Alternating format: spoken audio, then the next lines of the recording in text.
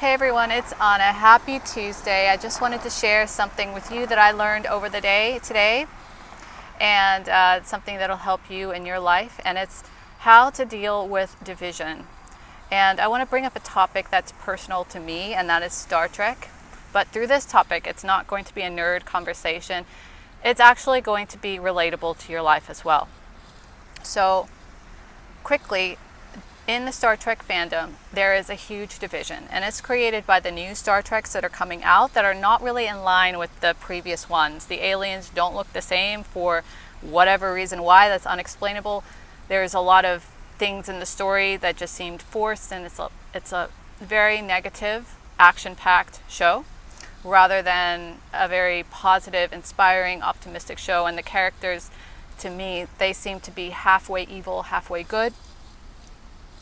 And personally, I just like more characters that are easily like a good role model for you. I'd like someone to aspire to. So I haven't been enjoying the new Trek so much. But then what I realized today is that Star Trek is a conglomeration of what is going on in the world today. What are the views?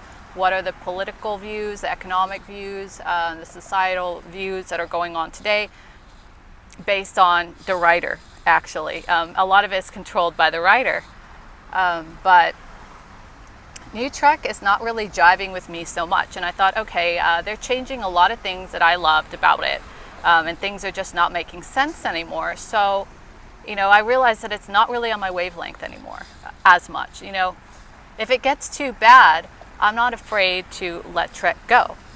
Even though I'm a huge fan and I loved it, it gave me so much knowledge about life, about leadership. And there's still a lot of great things in Star Trek. So there's two ways that you can handle this. The first way is, what good can you take out of everything right now? What good can you take out of it? And the second thing to do is not to be afraid to let things go that aren't in your wavelength anymore. It just could be a reflection, a mirror of what's going on in the time period that you're in. I could come back 10 years later, look at it and say, oh, I really like it. I'm open to that, but I'm not going to be divisive about it. In the Trek fan community, there's a lot of division right now. There's a lot of people fighting about it, and rightfully so, because there's a lot of different things happening. It's very, very different. And so I can understand the anger there. But we have to make a choice to not get involved in the anger, because it's not about Star Trek. It's about the division in everything right now. And I'm sure in your life you have some divisive topics, divisive groups, where you have division that you've never seen in the past. Because now what I'm feeling is, in the world, there's so much of this divisive energy right now, and a lot of it I feel is not organic. So it is placed there to divide people.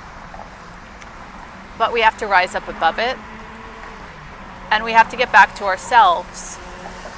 Because when we're not aligned with ourselves, we're going to get angry, and we're going to fight, and we're going to be divided. But when you're aligned with yourself, you can know, look, this is what it is.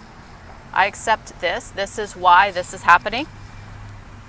But it's not for my greatest good right now, so I'm going to leave it without prejudice. And maybe in the future, if it is in alignment with my greatest good, I will come back to it. But you always have to listen to yourself. It is tough not to fight other people on your opinions and perspectives. It is tough not to correct people when they share things that's obviously not correct. But that is a reflection of the time. If it doesn't jive with you, it's okay to let it go.